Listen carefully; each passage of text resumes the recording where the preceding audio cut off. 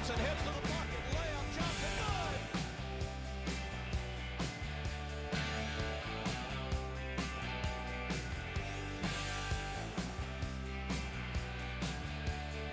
All right, welcome everybody. It's Talkin Sports with me, Chris Powers, back after a 2-week layoff because did some things. My son was in town, family was in town. Crawfish Bowl in June doesn't happen. I mean, it was the hottest week in all of all year last week. It was unbelievably hot. Fans at LSU Alec Box Stadium said out of all doing the regionals every year, that was the hottest they can remember doing regionals ever at Alec Box Stadium. It was that hot. It was unbelievable. We're going to talk LSU baseball, College World Series. The new NCAA deal is done with the courts. We'll talk about that. Also, we're going to talk about other things that are going on in sports. We start with LSU. They make their 20th appearance in the College World Series. That is tied for 6th overall. Texas is still number 1 at 38. LSU at 18 behind them with the 20th, but LSU has 7 national championships, and Texas has 6. LSU is 6-2 in postseason. That includes the SEC tournament. They're 5-1 in the NCAA tournament, which is very good. The only loss coming against University of Little Rock, Arkansas in the regional round that they did before the Super Regional. LSU did great. I told you before going into that, our last show, that if LSU's got to hit that magic button, meaning the hits. Now, this team was already set up to be a good pitching team and a good fielding team, and it works. Now pitching is better than it's ever been this year, and the fielding is at 981, which is the best in LSU history. Some teams have been 980, but 981 is the best in program history. That's what they currently are in the fielding percentage right now, and it shows. They're unbelievable, no question. But the hits have been – they're very patient at the plate. They want to look for that perfect pitch, but at the same time, sometimes it frustrates fans. They're too patient. They didn't do well towards the end of the regular season against South Carolina. They picked it up a little bit, but still not great in the SEC tournament. And in the NCAA tournament, they have been hitting like crazy, period. So they've gone 61 for 214 in the NCAA tournament. That's a 285 batting percentage. 285 in the batting percentage. They've been absolutely unbelievable. They had 11 hits against ULR in the first NCAA regional game. Against Dallas Baptist, they had 10 hits. Against ULR in the third game, they had 11 hits. That's the one they lost. In the first game, they had 11 hits in the second game against ULR. That was the elimination game. And in the first game of the Super Regional against West Virginia, that was the worst they had. They had only 8 hits in that game. 8 hits. But they still won that baseball game as the Tigers won that game. So that was big. They won that game 16-9, and basically it was because West Virginia had a lot of walks in that first game. They had 8. That was big. Also in the final game that they had a total of 10 hits. They were 10 for 37 in that elimination game for West Virginia in Game 2 of the Super Regionals, which is pretty big for them. All right, so LSU, again, as we mentioned, goes 61 for 214 with a 285 batting average. Your opponents went 42 for 197 for a 213 batting average. So that's huge. The pitching did great. The pitching is right where we want it to be. They have the deepest pitching staff, and I think one of the best pitching staff. Not quite on paper. Coastal Carolina, out of the 8 teams left, we'll talk about that coming up in the next segment, has the best pitching out of 4 of the 8 teams left in the College World Series. I think for West Virginia, heat was a major factor in the 2 games of the Super Regionals. They couldn't handle that heat. They talked about it. That heat was absolutely horrible. The LSU baseball players were talking about how hot it was. The fans were talking about it. One of the hottest that they've ever been through. The Super Regionals were unbelievably hot. Now, speaking of hot, their batting is hot right now. Curiel is, towards the end of the season, started slowing down a little bit. Didn't hit over 300 in the SEC for all year long, but he hit over 300, 347 right now he's at overall. But he is now starting, he did decent in the SEC tournament, but now in the NCAA tournament, he is doing great. And, they moved him to 7th at the West Virginia game. But I would keep him at leadoff batter. He is the perfect leadoff batter. And I'm telling you right now, this guy is going to be a Major League Baseball player for a long time, and he's probably going to be the leadoff batter. He's got that perfect leadoff frame. He can steal a base if you want him to. He gets on base. That is the biggest thing for him. He gets on base. you can see his swing is just beautiful. It's not Will Clark swing or Todd Walker swing, but it's a swing that it looks like he knows how to put it exactly where he wants to put it. He puts it out in the perfect spot, like he knows where he's putting it. I mean, on the dot everywhere he's swinging. It's unbelievable. This guy is so fun to watch. He's a freshman. My goodness, this kid is so unbelievable. He's batting .347. Ethan Fry has turned into a monster hitter as well. He's batting .340. Didn't do that well in the Super Regional. Did well in the regionals and done well all season long. To bat second on the team at .340, the batting average is pretty unbelievable. We all know about Jared Jones, the Bear.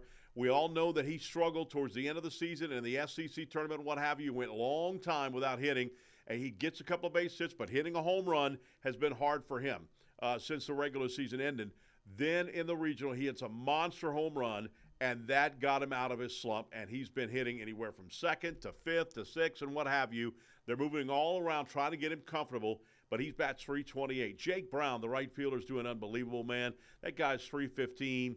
He bats .315. He does very well. Second baseman Daniel Dickinson's batting .312 right now. He's doing great. Center fielder Chris Stanfield can cover all the center field and in the power alleys and right and left. He's batting .309. And Steve Mellum, that guy, Monster Mellum is what they called him at shortstop, doing great at shortstop. I think he's got 4 total errors, period, in fielding.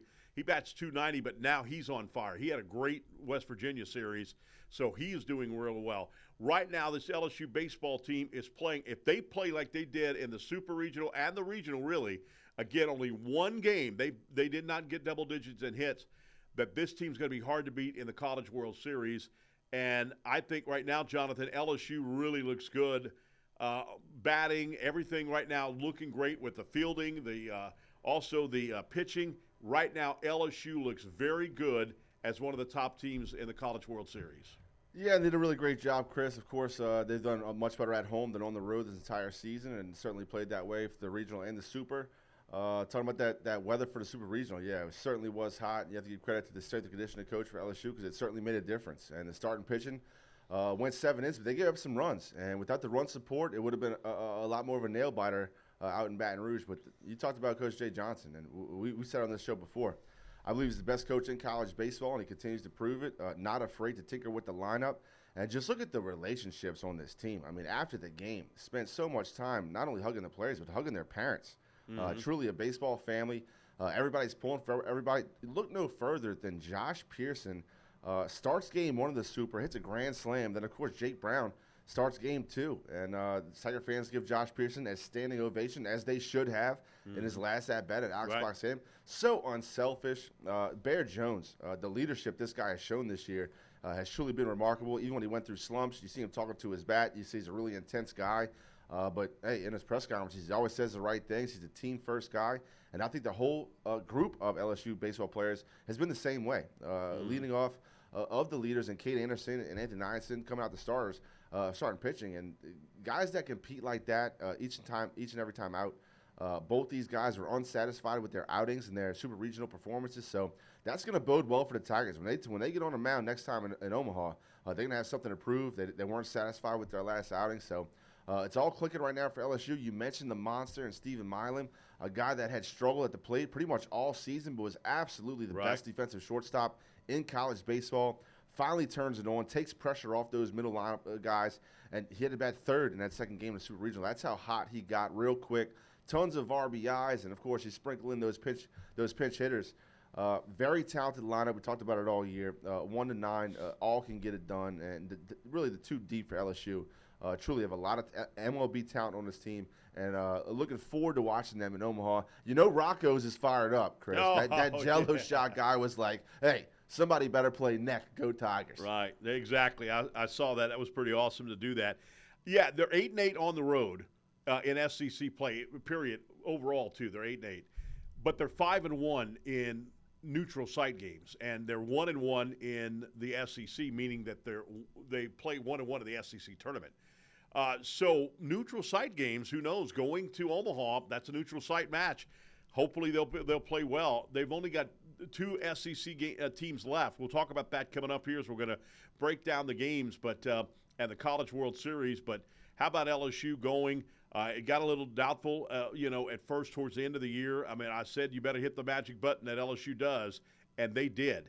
They played well against, as I mentioned, in the first SEC game in the tournament. They didn't play well in that second game against Ole Miss. I think they only got, 3 hits in that game? 2 hits? I think it was 2 hits. They just didn't play well in that game, and it was just like they're going backwards. And everybody, all the nation was talking about, they're just not doing well. And like Ben McDonald said on the broadcast, this team was set up for pitching and fielding. And for batting, we'll see what happens with batting. We don't expect them to hit 140 home runs like they did a couple of years ago, but they're going to hit. They hit a home run, a little over 100 home runs this year. So with that being said, that this team, pitching-wise, always say that pitching is huge in the College World Series. Well, right now, LSU seems to be the deepest pitching staff in the rest of College World Series. The deepest pitching staff. Not the best ERA. As I mentioned, Coastal Carolina has the best ERA coming in, but not by much. But LSU is right there at second place, and right there after them is Arkansas. So ERA, I mean, it's going to be huge in this game. And I'm assuming Kate Anderson's probably going to start game 1. He'll have exactly a week off.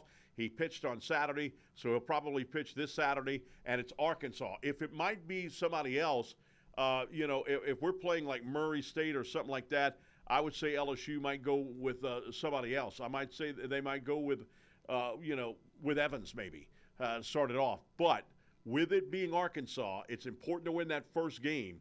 I got a feeling LSU will go with Kate Anderson for game 2. Don't be shocked, though, if Evans comes back for the second game. We'll talk more about that coming up here as we continue. We'll talk more about the College World Series matchups coming up next.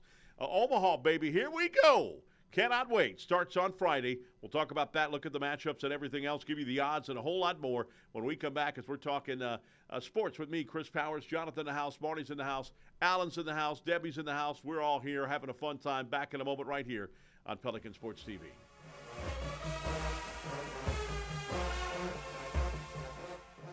We're a nation of hardworking Americans, and businesses will always be the lifeline of this great country. As a business owner, you understand the importance of your reputation. In times of uncertainty, you need a real lawyer who's serious about protecting you and your business. You need a problem solver. You need the law firm of Clayton and Fouger. Tony Clayton is a proven trial lawyer. He'll defend you and your business to the fullest extent of the law. Protect your investment and call the law firm of Clayton and Fouger today. Live and play on the fairway at Greystone Golf and Country Club, a serene, challenging golf destination located in Denham Springs. For tee times and membership opportunities, go to GreystoneCountryClub.com. You can't smell it, but you can almost taste it. And whether it's for a family get-together or a game day feast, having Manda in the mix always sounds good. For 3 generations, their quality meats and original seasonings have made Manda a Louisiana legend and made their family sausage Louisiana's family sausage. Manda Fine Meats, the flavor says it all. If you're a wing lover like me, you already know where the best and biggest wings in Baton Rouge are. TJ Ribs on Acadian and I-10. But did you know they also provide some of the best catering in town? Yeah. Their catering packages are custom built for parties and tailgates and overflowing with the tastiest barbecue you can find. Whether you go with the MVP package, the Heisman, or the Natty, you can't go wrong with TJ Ribs because it's not just jumbo wings. They serve up truly tender beef brisket, perfectly roasted pulled pork, and smoky fall-off-the-bone baby back ribs. Don't forget the savory sausage and chopped beef. Come on down to TJ Ribs on Acadian and I-10, proud sponsors of the LSU Tigers and the Southern University Jaguars.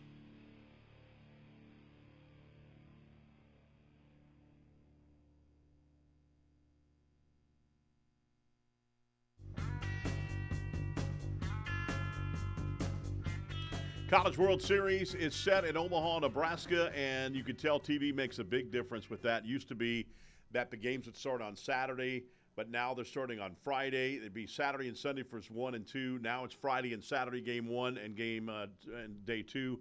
Absolutely crazy. Here we go. We start on Friday, ESPN. Coastal Carolina, the first team to make it into the tournament, into the College World Series, 53-11 overall. They're batting .290 on the year. As I said, they have the best ERA at 3.23. Their fielding percentage is at .978. They will take on the Arizona Wildcats with a 44-19 record. .285 batting average, 4.82 on the ERA, and .978 in the fielding percentage are equal with Coastal Carolina there. Hard to say who's going to win this game. In baseball, anything can happen. Coastal Carolina, to me, may be the tougher team here to win. I think they should win this game. Coastal Carolina is a very good baseball team, as we mentioned, the first one to get in. They swept Auburn in the Super Regionals, and Auburn seemed to be a hot team going into that. Jonathan, who you got for this? Coastal Carolina and Arizona. Yeah, I had to look at that Super Regional against Auburn. Was clean against the War Eagles. So, and Auburn was a good team. We saw them beat up LSU pretty good. So, yeah, I'm going with Coastal Carolina. The Chanticleers. Love the uniforms. Great facility. And we already talked about what they're doing for the football team this season, or the fans, I should say. So, yeah, I'm going for Coastal. Yeah, not the feel-good story this year. They won the national championship in 2016, so they've been there, and they've won. And it should be, this is the second appearance for that, so it ought to be big. On the second game of Bracket 1, 6 p.m. on ESPN, Oregon State and the Beavers at 47-14-1. They have one tie this year. They bat .292 on the year. Their ERA is at 4.30. Their fielding percentage is very good at 9.82. Could be they're near the best. Arkansas is the best as in that when it goes to fielding percentage at 9.84, but they're 9.82, so they're pretty good there. The Beavers have usually get there, but it's in the tournament. What can they do in winning for the national championship? That'll be interesting. Louisville, the Cardinals come in with a record of 40-22 overall, 305 batting average, 5.35 ERA with a 971 fielding percentage. In this one, man, that's a toss-up for me with Oregon State and Louisville. I still think Oregon State is the best team in this one. I got Oregon State. Jonathan, who you got? Yeah, I got Oregon State too, Chris. Did a good job against Florida State, even though they dropped one game in the Super Bowl. Florida State's a very good baseball team, and they handle the ball very well with starting pitching. They also hit the ball throughout the entire lineup. They were able to scratch some runs. So give me the Beavers. No question about that. All right, Saturday at 1 o'clock ESPN. That is Bracket 2, Game 1 with UCLA and the Bruins. First time they're in the World Series since 2013. They won the national championship that year, so they've been out for 12 years. 47-16 overall. They're .298 in the batting average, 4.41 ERA. They have a fielding percentage of 9.82. They'll take on the last team to get in. They won last night, Murray State, with a 44-15 record overall. They have a .307 batting average, 5.19 in the ERA. They have a 979 fielding percentage. This is the feel-good story right here. Not Coastal Carolina. Yep. It's Murray State. Yep. Their head coach, Dan Soraka, cuts the grass for the stadium. He didn't have field crew cutting the grass. He cuts the grass. Yep. Their baseball attendance, the most they can put in there is 800 fans. So it's a major feel-good story. Unfortunately, though, I mean, anything can happen in this one, no question. They beat Duke last night. I got UCLA winning this one. Jonathan, what say you? Man, it's tough. I really want Murray State to win. Obviously, congratulations to that program. First time in program history to make the World Series. It is a feel-good story, a Cinderella story. It's what was good about college sports before the NIL deal. We talked how strong the SEC was, but 6 different conferences will be represented, of course, with the 2 SEC teams. So I believe UCLA had the easiest regional, took care of business, obviously went undefeated, 5-0 in the postseason, beat UTSA in the Super. Not a huge test. I'm not convinced they're one of the top 8 teams so far in this country in college baseball. So give me Murray State on a wing and a prayer. There you go. And then, of course, Game 2. And this one is the matchup with the 2 top teams coming in, the 2 top seeds. Arkansas with a record of 48-13. They bat .313 on the year. Their pitching is at 3.91 ERA. They have a fielding percentage the best at 9.84. Taking on the LSU Tigers at a 48-15 record. Arkansas finished second in the SEC. LSU finishes third. LSU bats .299 on the year. 3.82 in the ERA. That's second best in the final 8. And they have a fielding percentage best in their history at 9.81. I'm going to obviously go LSU won 2 out of 3 in Baton Rouge. Arkansas is going to be tough to beat. I got LSU, I guess, fandom and mind-wise thinks right now the way LSU's playing, I think LSU wins this game. What say you? Yeah, you mentioned they took 2 out of 3 in the regular season. Of course, LSU feeling hot right now, feeling really confident. They were able to tinker with the lineup. Nobody really got down on themselves. Everybody pulled for one another. So that's what you need, the team over me, and I'm taking the Tigers. They're going to handle business against the Arkansas Razorbacks. And Dave Van Horn, sorry, buddy, you're going to be disappointed again this season. Yep. Only 2 SEC teams remain from the amount of 13 teams that made it. But come on, NCAA, you do this you do this for a living. Yep. You work 9 to 5. Reseed it. Now, you've already talked about reseeding the college football playoffs. You've got to reseed this. This is absolutely crazy. But this makes it to where there will not be an SEC 2 teams in the championship game this year. Right. There will not be 2 teams like it was last year with Tennessee beating Texas A&M. So, for me, you definitely can make this happen better. There's no question about that. There's no reason why Arkansas and LSU should be playing in the first weekend matchup. This is absolutely unbelievable. So, if LSU wins, they'll play Monday at 6 p.m. The loser will play at 1 p.m. on Monday of this LSU-Arkansas matchup. Now, if LSU were to win both games, let's say they win the game on Saturday, then they'll win the game on Monday, they won't play again until Wednesday. They'll have Tuesday off. They'll play on Wednesday at 6, and that team, whoever gets out of the losers bracket, would have to be LSU on Wednesday and Thursday. Notice that's what LSU did a couple of years ago with Wake Forest. Yep. So, and then the championship round begins on Saturday at 6 o'clock on ESPN. Game 2 of the championship Sunday on the big flagship ABC at 1:30, and then Game 3 on Monday at 6:30 on ESPN if necessary. Obviously, LSU going for their 8th national championship. That'll put them in second place by 2 over Texas, who has 7. It'll be big, no question about that. It's going to be huge. Betting odds, let's take a look at the betting odds. Arkansas right now at number 1 at .75, at plus 175. LSU is second with a plus 250.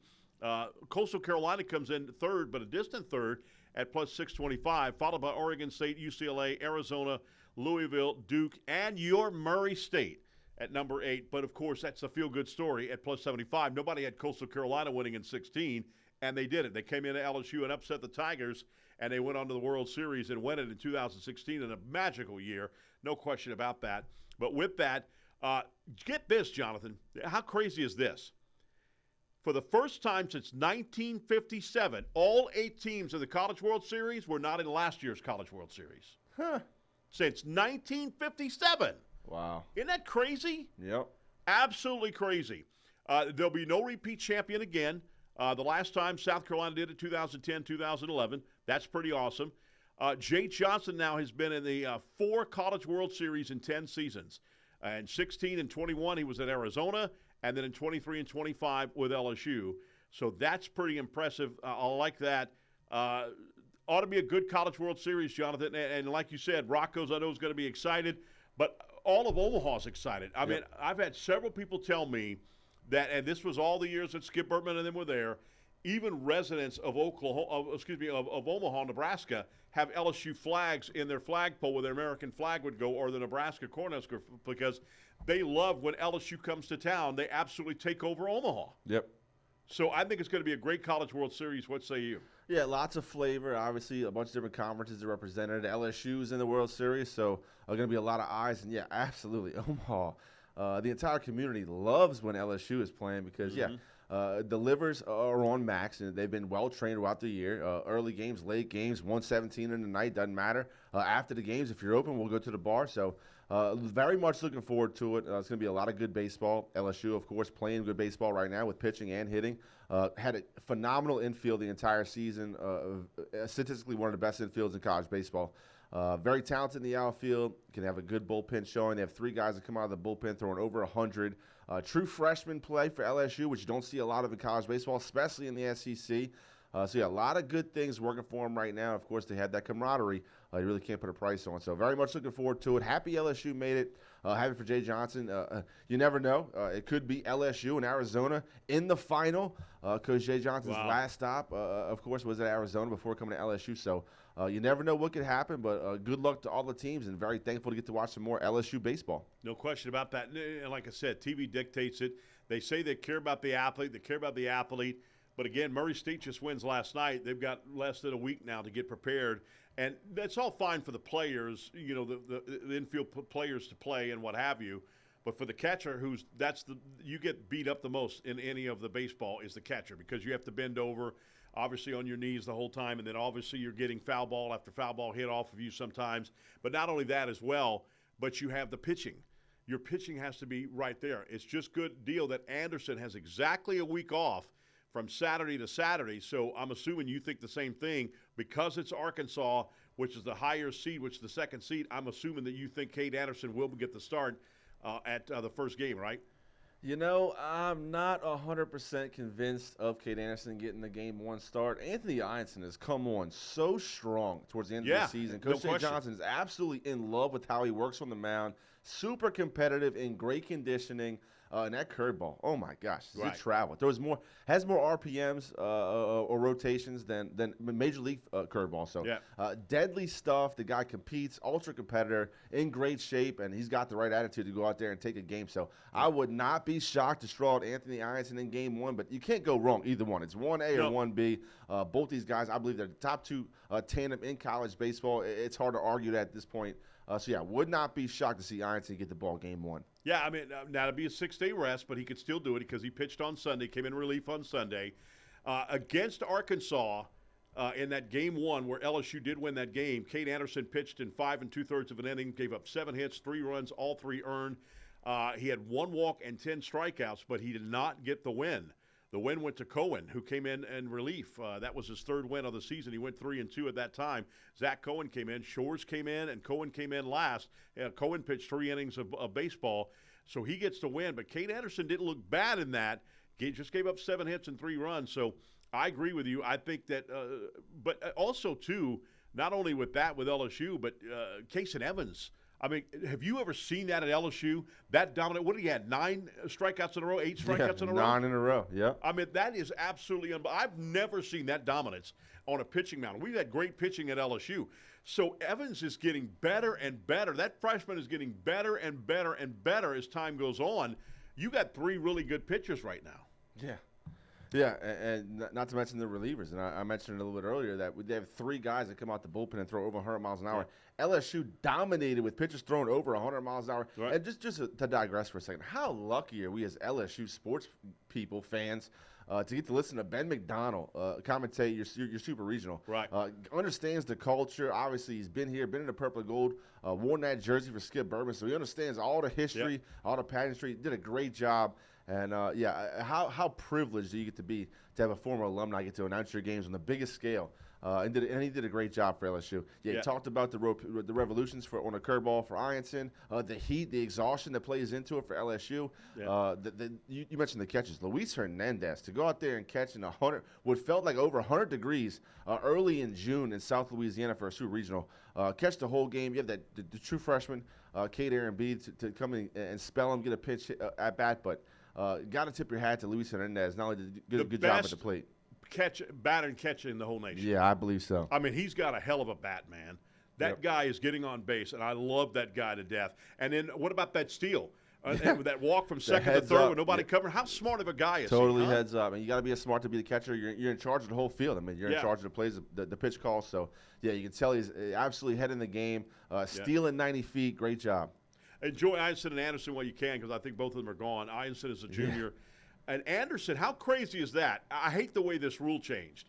Used to you have to play 3 years in college baseball to go to the pros. Yep. But it's changed because Anderson is 21 years old and he falls within that window of the Major League Baseball draft. Right. He is now eligible to go to the Major League Baseball. I can't stand that. It should be 3 years and 3 years, but and Anderson's listed as one of the best pitchers. But I'm gonna tell you, Ianson is right there. Yeah, like no you said, doubt. Ianson's ERA right now is 2.74. He's 11-2 on the year, just 1 game off of Cade Anderson at 10-1. And Anderson's at 3.58 ERA, but Ianson's 2.74 ERA right now. Yep. That's impressive. He has strikeouts, 142 strikeouts to Anderson's 163. But look out at Evans coming. Evans has a 1.90 ERA. Yep. How about that? Yeah. That is pretty impressive. And don't forget Cooper Williams out of the bullpen, too, at 183. 1.83 ERA. So right now, Jonathan, we've always known batting is good, obviously. Your batting has got to be good. But to how far you go is how deep your pitching staff is. And I agree. I think you agree with me right now. I think LSU is the deepest pitching staff in all of the 8 teams remaining. Yeah, and you really have to give credit to Jay Johnson. These freshman arms that he was able to bring to LSU, not only to recruit them to come to LSU, forego the MLB draft, but to develop them, to play them early, to get them some valuable innings early in the season. So when this time of year comes around, They're very prepared and they're ready to go. And you cannot put a price on the experience to get the pitch in Omaha as a true freshman. And Casey Evans is just one of many. Of course, you got Rizzy and Williams.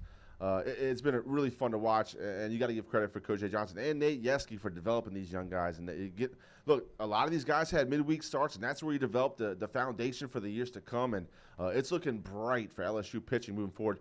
Granted, all these guys do come back. Don't jump in the portal for some kind of NIL money somewhere else, because so much talent, especially as true freshmen. Haven't even mentioned Schmitty yet, the guy. It's just been phenomenal. So much talent. Kudos to Jay Johnson for managing all these, personalities, relationships, and playing time. It's not easy to do. All right, Jonathan. Who wins the national championship? Oh, come on, Chris. Come on. Why you go? You go with the LSU shirt on? Hey, what am I going to say? I'm wearing the LSU shirt. I got to go with the Tigers. Come on. At home in Omaha, drinking Jello shots. Hey, it's going to be good. So like I mentioned, if LSU wins, they play on Monday at 6. Yeah. And then the loser of the losers bracket will go play on Tuesday against the loser of that winner's bracket on Monday at 6. So do you think LSU wraps it up on Wednesday, or do you have to go to Thursday with Arkansas? Now you really put me on the spot, Chris. Arkansas is such a talented team. I would hate to sit here and say that LSU is absolutely going to sweep and handle business and go undefeated. I think it's a good possibility LSU does slide to that Thursday game. They have to beat Arkansas again. I think, according to Jay Johnson, who's way smarter, especially in baseball, than I am, he says Arkansas is the most talented team in the country. So, going to be tough. Look, I hope the best. Obviously, start off with a win. But I'm not worried about LSU if they drop the first game. They have plenty enough talent. They're not going to panic. Lots of leadership on that team to get it done out the losers bracket. So, I would love for them to win game one. Obviously, I'm taking the Tigers to win it all. It might go till Thursday if they beat Arkansas for the deciding game. Then they would get Friday off, and then they'd play the first game on Saturday.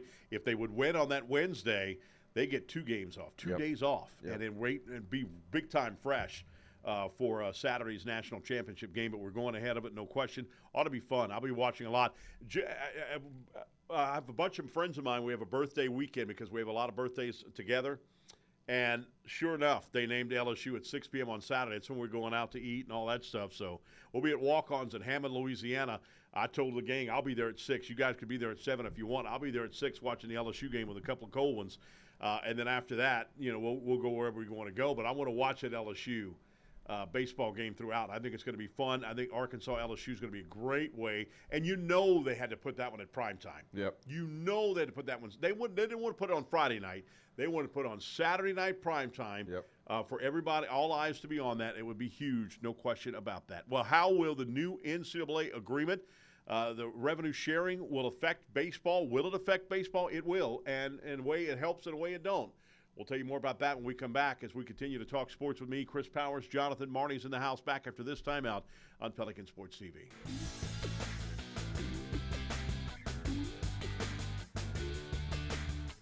If you're a wing lover like me, you already know where the best and biggest wings in Baton Rouge are. TJ Ribs on Acadian and I-10. But did you know they also provide some of the best catering in town? Yeah. Their catering packages are custom built for parties and tailgates and overflowing with the tastiest barbecue you can find. Whether you go with the MVP package, the Heisman, or the Natty, you can't go wrong with TJ Ribs because it's not just jumbo wings. They serve up truly tender beef brisket, perfectly roasted pulled pork, and smoky fall-off-the-bone baby back ribs. Don't forget the savory sausage and chopped beef. Come on down to TJ Ribs on Acadian and I-10, proud sponsors of the LSU Tigers and the Southern University Jaguars.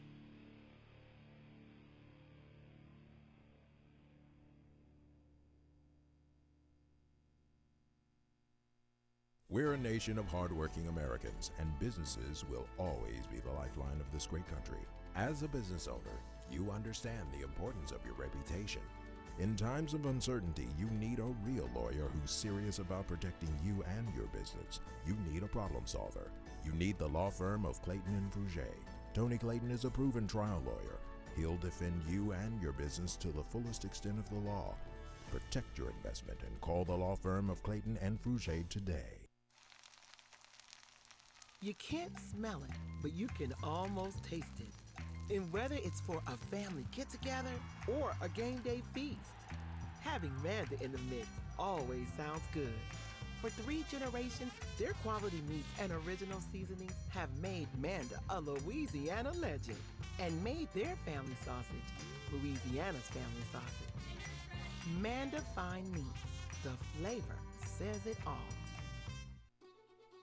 Live and play on the fairway at Greystone Golf and Country Club, a serene, challenging golf destination located in Denham Springs. For tee times and membership opportunities, go to greystonecountryclub.com.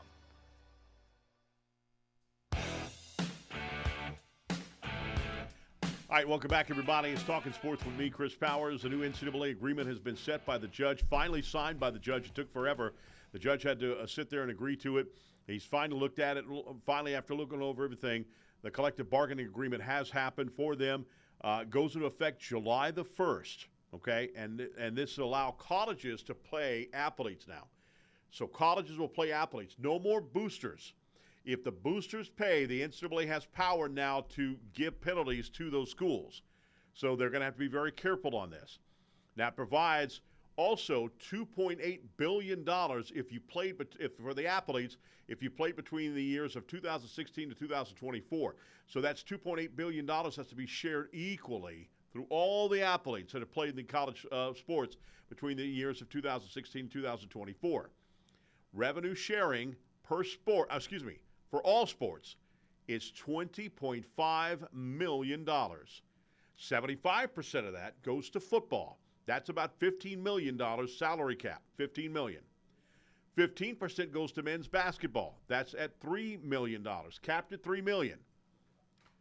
5% of women's basketball goes to that. So 5% to women's basketball at $1.02 million, and another 5% for the rest of all sports, gymnastics, men's baseball, everything, volleyball, all that stuff. $1.02 million goes to that, shared equally. That's 5%. Now, to me, it's going to hurt women's basketball, and it's going to hurt baseball to an extent. So baseball goes from 11 and a half, actually it's 11.7 scholarships now to 15 even. Baseball now can have 15 scholarships now. So how does that, but for women's basketball, it's going to hurt women's sports total. Women's sports total, like gymnastics, Livy Dunn, that would hurt her in a way, but we'll talk about the NILs in just a minute because now it's kind of a different thing. So here's the 5 things that CBSSports.com came out with that's going to be different now when it comes to this new bargaining agreement. Parity in football, it's here. Now, you would never see a Coastal Carolina play in a national championship game. Now you may be seeing that. I don't know how soon it's going to be, but you may see that. Because of the simple fact is that now, if you can't go here because LSU's got their salary cap done, well, I need to go to a place where I can play, I can go to Coastal Carolina and get paid. It's happening that way in baseball. It's happening that way in basketball, too. So it could be a big deal. You could see a lot of parity in football, which you never do see anymore. That means the big schools will not dominate as much. Boosters can no longer contribute to an athlete. They can contribute to the football facility, the basketball only facility, or whatever. But they can't contribute to an athlete anymore. That's an NCAA violation like the old days. NIL will lose momentum to a certain extent. It can be curbed now. It will be curbed now. They'll have to go in front of an NCAA clearinghouse to get approved, which means, like, say, for instance, an Arch Manning in Texas has to prove that he is speaking for a company and not just getting money from a booster. So that money that he makes the most NIL money. That money that he makes has to be approved, becomes from a business, which means he does live endorsements for Raising Cane's. He does live endorsements for Goodyear. He does live endorsements for Dr. Pepper. He can't do, endorsements for Marty. Marty can't give him millions of dollars anymore. Just like that's how Michigan got Underwood, because a multi-billionaire who is dating a former alum gave money for Underwood to go there, over $13 million total. That's gone now. That ain't going to happen anymore. And that's the way the NIL was supposed to be set up, to where no boosters paying. It's supposed to be like, for instance, a player that, again, talks about raising canes. He's got to be able to, or she has to be able to talk about a certain business. Amateurism is gone. I kind of, in a way, agree with Feinbaum when he says this is going to ruin college sports. This is going to ruin college football for sure. I don't know. I mean, part of me agrees with that. Part of me don't. Because now, again, you're not getting boosters to pay NIL anymore. So that is never going to happen again with what happened in Michigan and what happened with LSU. Marty, what is your Jonathan, what are your thoughts about the new collective bar? And right now, some things are still sketchy. Not everything has been answered. With the NIL, they're going to have to go through an NCAA clearinghouse to get approved for Arch Manning getting, $13 million. He's got to go, and the NCAA clearinghouse has to look at that. He's got to sit in front of a committee, and they got to look at that, and they got to study it and say, okay, this is legit, that's legit, Raising Cane's legit. Wait a minute, who's Marty? Well, he's a booster. Out. That's $1 million gone. Gone. Nope, can't do it. Can't do it. That's an NCAA violation if that happens.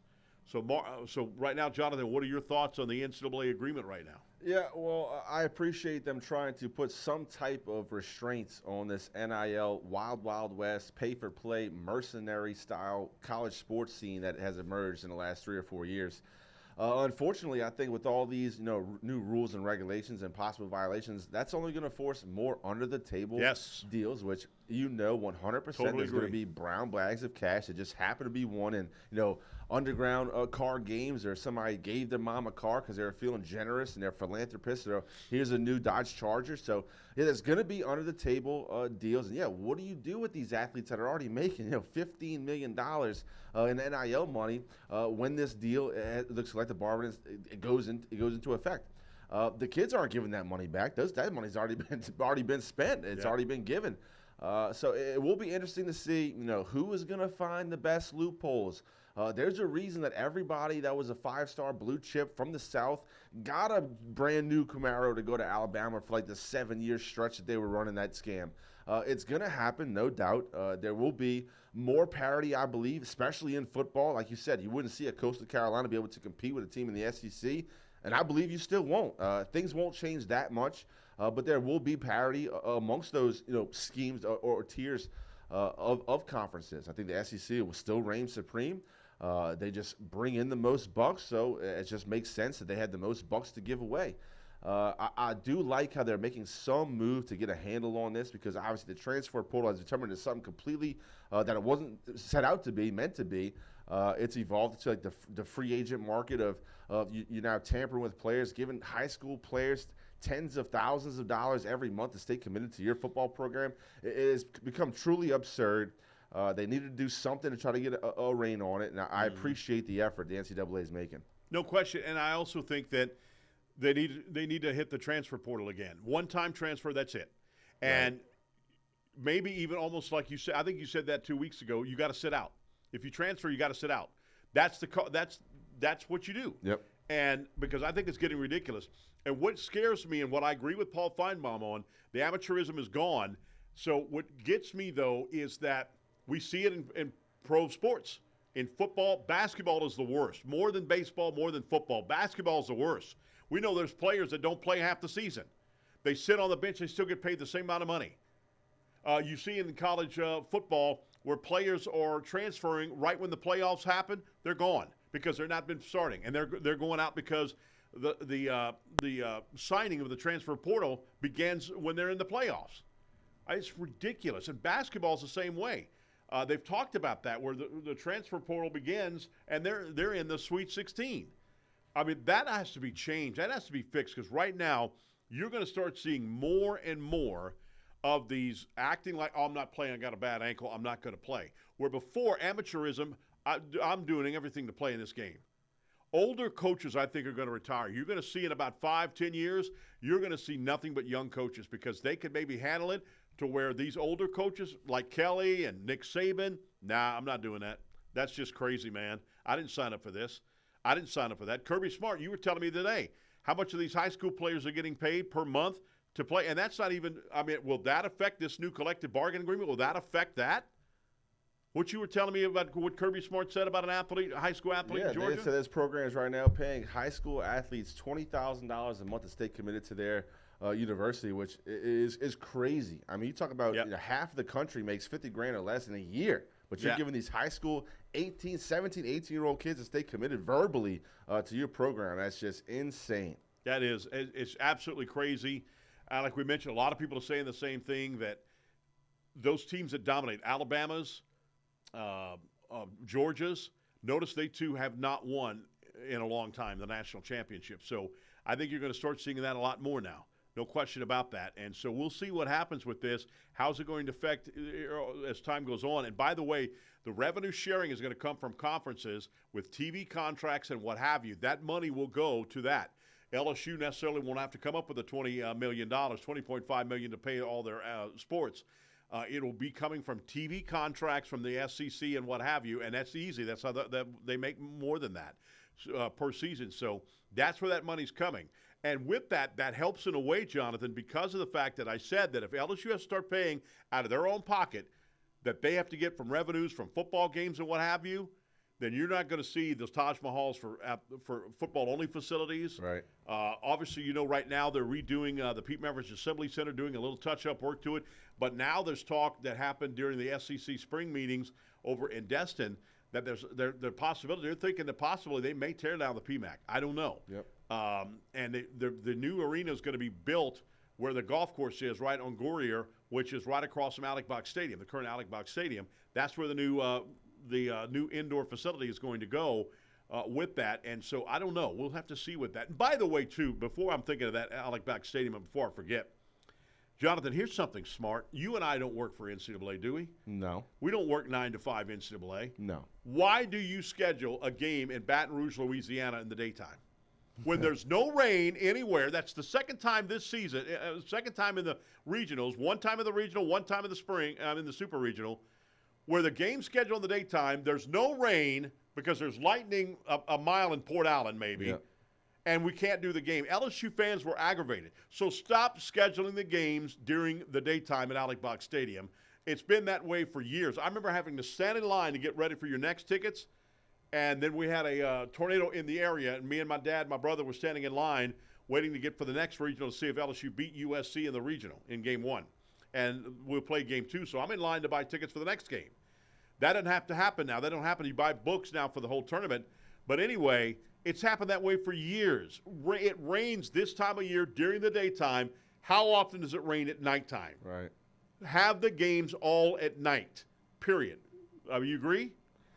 Yeah, and truly, I tell you who wasn't complaining about the delay was Walk-Ons in Baton Rouge. They got a lot more business for that super regional delay, to say the least. And yeah, I agree with you. It's South Louisiana. It's like you set your clock by it. It's going to rain a certain time of day, right around 2 o'clock, 3 o'clock in the afternoon. It gets so hot during the day that it's just it swells up and rains. I'm not a meteorologist. I can't predict the weather, but it seems like somebody be able to figure it out.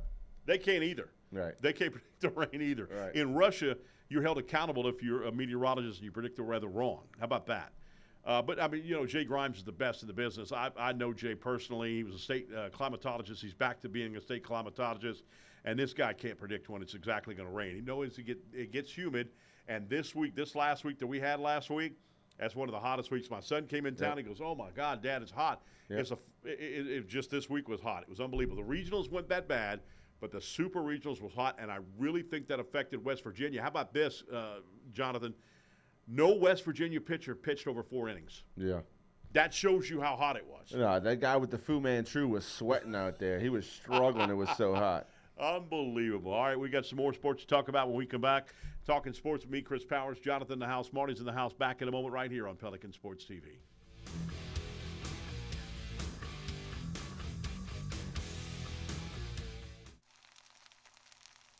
You can't smell it, but you can almost taste it.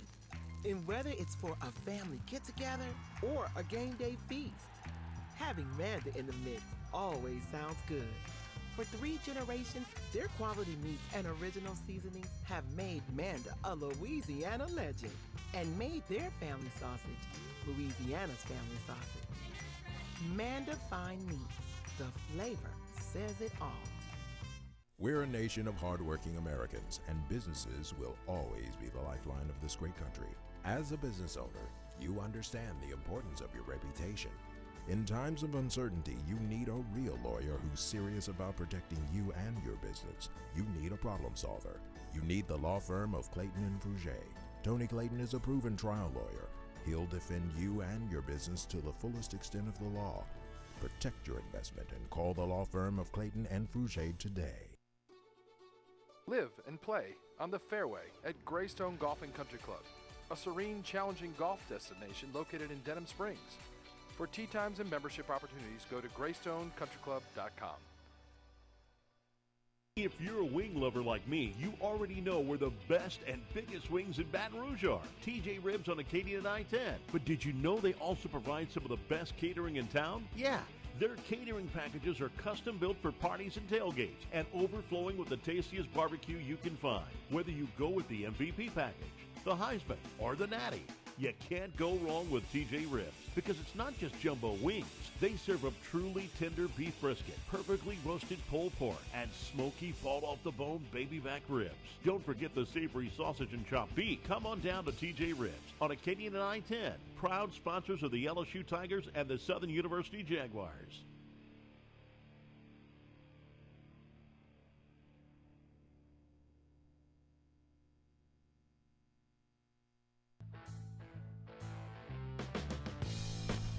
All right, welcome back, everybody. Talking sports with me, Chris Powers. Jonathan's in the house. Just announced ESPN College Game Day picks the Ohio State-Texas game. That's not a big sponsor, not a big shock here as Lee Corso's final game on the broadcast booth. Are you going to miss Lee Corso, Jonathan? Of course. He's a legend. Grew up watching him on College Game Day, putting on the game day hats. It was in every video game growing up, so he's an absolute legend. Loved his presentation, how he presented all his ideas and thoughts. Very entertaining. It's been a struggle to watch him later in his career, obviously struggling with health issues. So, yeah, happy for Coach. He's a legend. I certainly will miss him on the desk. No question about that. WrestleMania going back to Las Vegas. Of course, TKO, who owns the WWE now, is there. That's where they're at. That's their base. Their home office is in Las Vegas, Nevada. They made more money than they ever have before. I think it's a black eye for that deal, though. Word is that Triple H was not happy about it, that The Rock was not happy about it, but that was something that the TKO board did. They already announced that it was coming to New Orleans in 2026. That's not happening now. They promised that that UFC will happen in New Orleans on July 19th of this year, and that they will get a future WrestleMania. They also promised the Money in the Bank, which their second biggest event, will also be in 2026 in New Orleans. I'm not happy about WrestleMania at all. I'm not a big wrestling fan anymore like I used to be. I think it's a black eye for them. It hurts the city, which just came off momentum after the Super Bowl. It's absolutely ridiculous as this goes on that WrestleMania pulls it from New Orleans. What other sport would pull it from the year out to do that? But I think that's shameful. I hate that about New Orleans. Are you upset by that? Do you watch wrestling now at all, John? Yeah, it really stinks. Went to the last WrestleMania with my oldest, and he really enjoyed it. We were there for a long time, saw a bunch of good matches. Grew up watching wrestling. My kids got into it a little bit. Brought both my sons to the Raw and the SmackDown when they were in the Smoothie King Center. So, yeah, it kind of sucks. I was looking forward to it. I enjoyed that WrestleMania. I thought it was really entertaining. Yeah, no question about that. I watched it, obviously, in the Mid-South days, back in the Mid-South days, and I also watched it with Stone Cold Steve Austin. Oh, which yeah. Ric Flair says Oh, that. yeah. Ric Flair says that he is the best wrestler of all time. I believe that it. he saved the WWE because you remember the Turner Network had their product going on, and all the WWE stars went there. Right. Well, when Stone Cold Austin was doing his thing at WWE, that kept the attention there, and then WWE eventually took over, and they ended up buying that. Yeah, and one more thing about the UFC fight coming up in July. Dustin the Diamond Poirier is going to be his last fight in the UFC. Of course, the guy out of Lafayette, huge former heavyweight champion, a big star in the UFC, going to be able to hang up his gloves in Louisiana. I know he's looking forward to it. Yeah, and will that be at I'm assuming the Smoothie King Center? I'm assuming, yep. Yeah, so that'll be, like I said, next month. Yep. So that ought to be big right there. Also, get this: Browns rookie quarterback Sanders unfazed by the amount of reps he's getting. He's not getting a lot of reps at all, and I got a feeling he's going to be cut. If he is not cut, it's because of the fact his dad was Deion Sanders. That's it. But I'm telling you, I got a feeling that he's going to be cut. Watch what I'm telling you. Also, Shiloh, his brother, has been told by Tampa Bay if you shut your mouth, you could stay and try to fight for a spot on this team. If you keep opening your mouth, you're done. He's apparently throwing his weight around Tampa Bay, and they said we've about had enough of that. You wouldn't draft it at all. You're a free agent signing. Right. Keep it up, and you'll be cut. And so you don't hear much about him. And it's weird because he wasn't a big talker in college, either at Jackson State or Colorado. But now he's throwing his weight around, and it's not. You don't have any weight to throw around, son. Get out of here. Speaking of the NFL, the Saints have the most money right now in salary cap for 2025. Yeah. So, I mean, but is there any big free agent they can go after? I know that the Green Bay Packers just cut their big cornerback, so I don't know. Is there a big free agent they can go out and get? Yeah.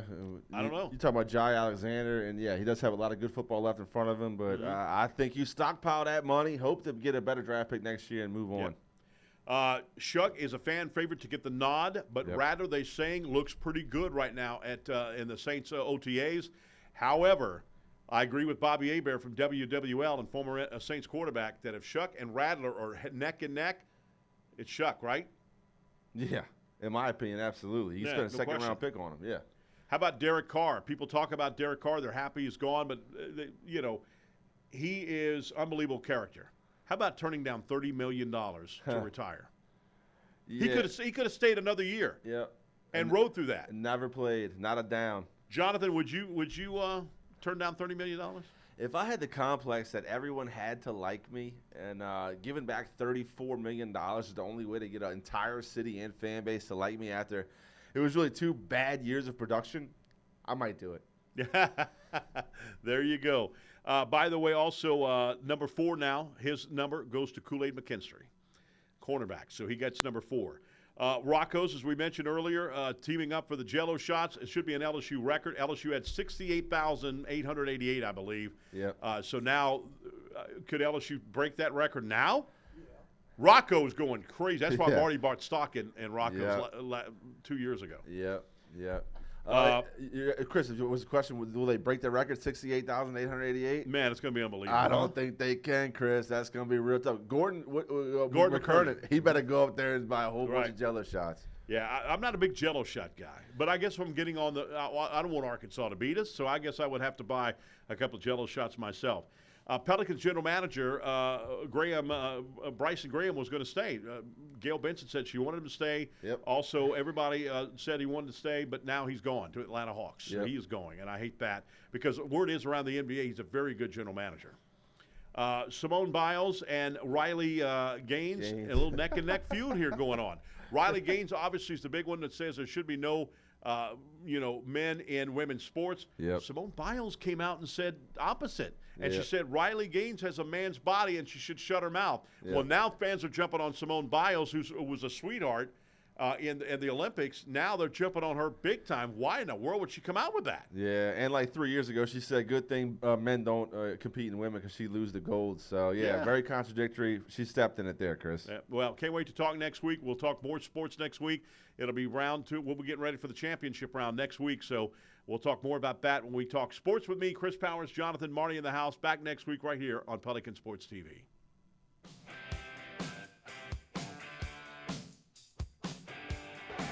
Rocks and fires. Tommy White with it.